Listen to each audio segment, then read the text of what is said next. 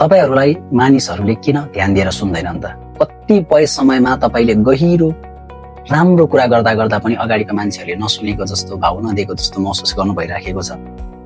यसमा तपाईले के राम्रो कुरा भन्नुभयो भन्दा पनि तपाईले कसरी त्यो कुरालाई भन्नुभयो भन्नेमा पनि फरक भएको हुन सक्छ, जसले गर्दाखेरि तपाईले भनेको कुरा नसुनेको पनि हुन सक्छ है त।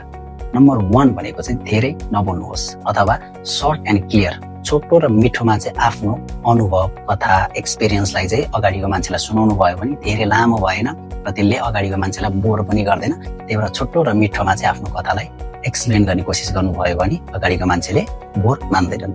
नम्बर 2 भनेको आई कन्ट्याक्ट मेन्टेन गर्ने। यदि तपाईले चाहिँ अगाडिको मान्छेसँग कुराकानी गर्दा आँखामा आँखा जुदाएर नेचुरल पाराले फेरि घुरेर हेर्ने होइन, नेचुरली तपाईँको आँखा जस्तो छ त्यसरी नै अगाडिको मान्छेलाई हेर्ने कुरा गर्ने गर्नुभयो भने एउटा सम्बन्ध चाहिँ राम्रो बिल्डअप हुन्छ। आई कन्ट्याक्टले ठुलो भूमिका खेल्छ एउटा कम्युनिकेसनमा चाहिँ, एउटा कुराकानी प्रवक्तामा, एउटा कुराकानीलाई प्रभावशाली बनाउनको लागि। त्यसैले आई कन्ट्याक्टलाई चाहिँ एकदमै धेरै ध्यान दिनु होला है त।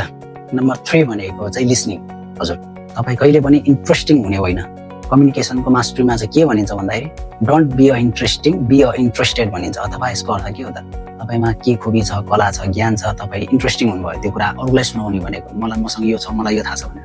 र इन्ट्रेस्टेड भनेको चाहिँ अगाडिको मान्छेलाई प्रश्न सोधेर तपाईँको बारेमा सोध्ने, तपाईँले अरू उसको बारेमा इच्छा लागेको कुराहरू सोध्ने, उसको बारेमा, उसको ज्ञानको बारेमा खोज्ने गर्नुभयो भने, इन्ट्रेस्टेड हुन कोसिस गर्नुभयो भने त्यो व्यक्ति पनि तपाईँमा रुचि राख्छ। त्यो व्यक्तिले तपाईँलाई मन पराउँछ, ओहो यो मान्छेले त मलाई बुझ्ने कोसिस गरेको छ है, यो मान्छेले मलाई साँच्चीकै बुझ्न खोजेको छ है भन्ने कुरा चाहिँ अगाडिको मान्छेले फिल गर्छ। र हाम्रो कम्युनिकेसनको मेन उद्देश्य पनि त के हो त, एउटा सम्बन्ध बिल्डअप गर्नु हो, एउटा सम्बन्ध बनाउनु हो। त्यसैले पनि लिसनिङ भनेको चाहिँ कम्युनिकेसनमा नम्बर 1 मा पर्छ। त्यसैले अब आगामी दिनमा चाहिँ तपाईँले कम्युनिकेसन गर्दा चाहिँ इन्ट्रेस्टिङ होइन इन्ट्रेस्टेड भन्ने कोसिस गर्नुभयो भने एकदम राम्रो कम्युनिकेसन बिल्डअप गर्न सक्नुहुन्छ। Thank you so much for watching my videos. यस्तै भिडियोको लागि लाइक, कमेन्ट एन्ड सेयर गर्नुहोला।